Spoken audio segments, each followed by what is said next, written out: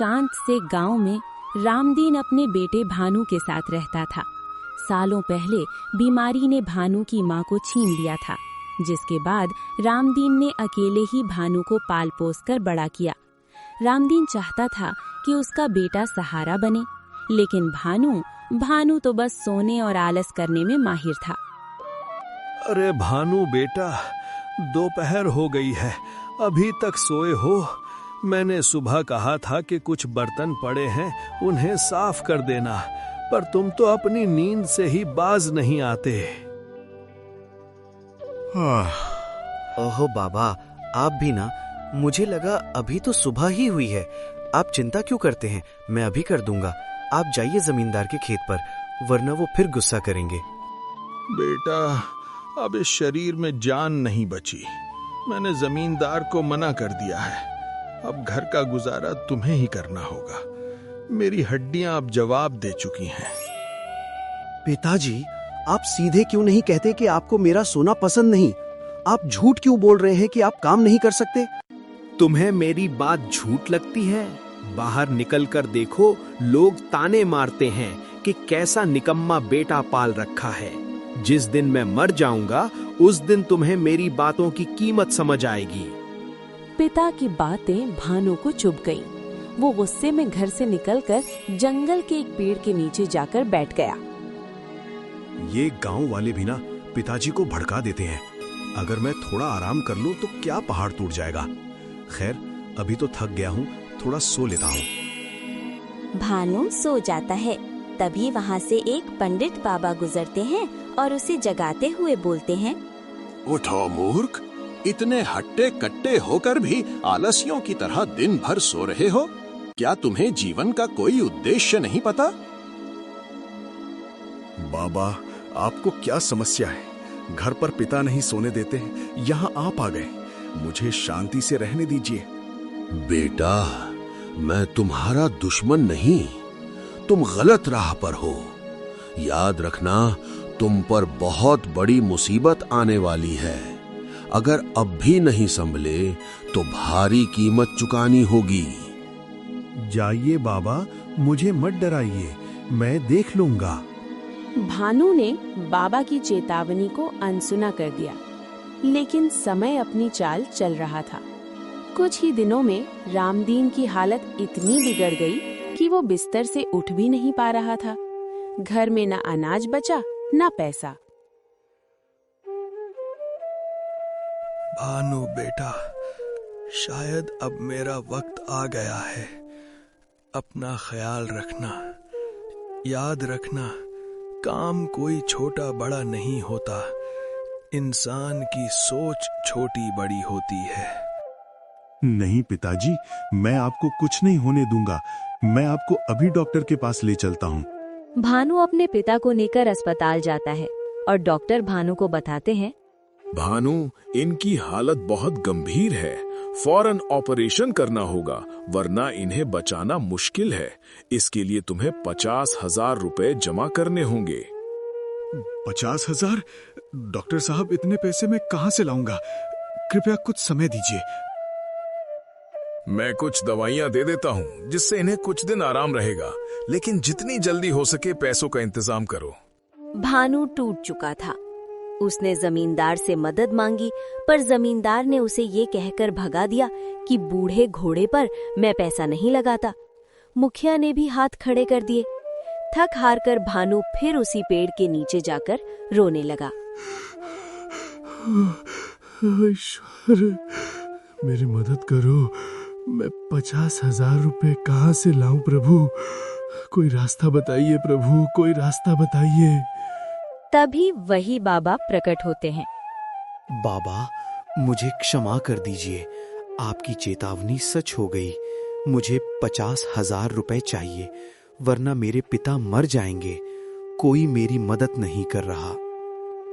बेटा, तुम्हें अपनी गलती का एहसास है, ये अच्छी बात है। ये लो, ये मेरी शक्ति से सिद्ध की हुई राख है। इसे अपनी जुबान से चूम लो। ये तुम्हें थकने नहीं देगी और तुम्हारे अंदर दानव जैसी शक्ति भर देगी। अब जाओ और लकड़ी काटो। भानु ने जैसे ही वो राख चूमी, उसे लगा जैसे उसके शरीर में बिजली दौड़ गई हो। उसने बिना रुके घंटों लकड़ियां काटी। देखते ही देखते उसने इतनी लकड़ी काट ली कि बाजार में बेचकर उसे 6,000 रुपए का मुनाफा हुआ। चमत्कार! बाबा की राख ने तो सच में जादू कर दिया। अब मैं और मेहनत करूंगा। अगले कुछ दिनों तक भानु पागलों की तरह मेहनत करता रहा। उसने 46,000 रुपए जमा कर लिए, लेकिन समय कम था और पिता की हालत बिगड़ रही थी। उसे अभी 4,000 रुपए और चाहिए थे। वो फिर जमींदार के पास गया। ठीक है, मैं तुम्हें 4,000 नहीं पूरे 5,000 रुपए दूंगा, लेकिन तुम्हें मेरा 10 कट्ठा खेत एक ही दिन में जोतना होगा। मंजूर है सेठ जी, कल शाम तक काम पूरा मिलेगा। भानु ने कड़ी धूप में बिना रुके अपने पसीने से खेत को सींच दिया। उसकी मेहनत देखकर जमींदार भी दंग रह गया। शाम तक काम पूरा हुआ और भानु को पैसे मिल गए। पिताजी की सांसें तुम्हारी इन भुजाओं की ताकत पर टिकी हैं। बाबा की राख मेरे साथ है, मुझे थकान नहीं हो सकती। दोपहर की चिलचिलाती धूप में भानु पसीने से तरबतर हो गया, पर उसकी रफ्तार कम नहीं होती। शाम तक उसने लकड़ियों का एक विशाल ढेर लगा दिया। भानु शाम तक लकड़ी लेकर बाजार पहुंचा और आज व्यापारी से मिला। अरे भानु, तुम तो गांव के सबसे बड़े आलसी कहे जाते थे। एक ही दिन में इतना सारा काम, और लकड़ियां भी इतनी शानदार और सूखी। ये लो तुम्हारे 6,000 रुपए। कल और लाओगे तो और पैसे दूंगा। धन्यवाद मालिक, कल मैं इससे भी ज्यादा मेहनत करूंगा। भानु अब रोज सुबह 4 बजे उठता। वो पहले घर का सारा काम करता, बीमार पिता को दवा और दलिया खिलाता और फिर जंगल निकल जाता।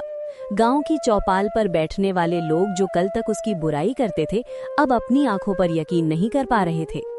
देखा तुमने, रामदीन का बेटा तो बदल गया है। सुना है जंगल में भूतों की तरह काम करता है। हाँ भाई, लोग कह रहे हैं इसे कोई सिद्ध बाबा मिल गए हैं जिन्होंने इसे जादुई शक्ति दी है। वरना जो लड़का सूरज ढलने तक सोता था, वो आज सूरज उगने से पहले काम पर होता है। कहने दो इन्हें, जब तक हाथ में पूरे 50,000 रुपए नहीं आ जाते, मैं चैन की सांस नहीं लूंगा।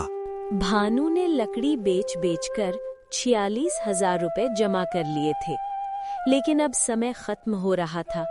रामदीन की हालत बिगड़ने लगी थी। डॉक्टर ने कहा था कि अगर अगले 2 दिनों में ऑपरेशन नहीं हुआ तो जहर पूरे शरीर में फैल जाएगा। भानु को 4,000 रुपए की सख्त जरूरत थी। भानु फिर से जमींदार के पास मदद मांगने गया।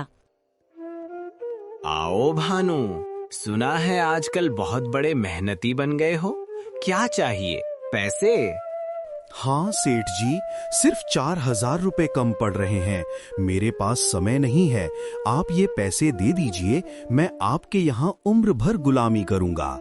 गुलामी की जरूरत नहीं, मेरे एक और खेत की जुताई कर दो।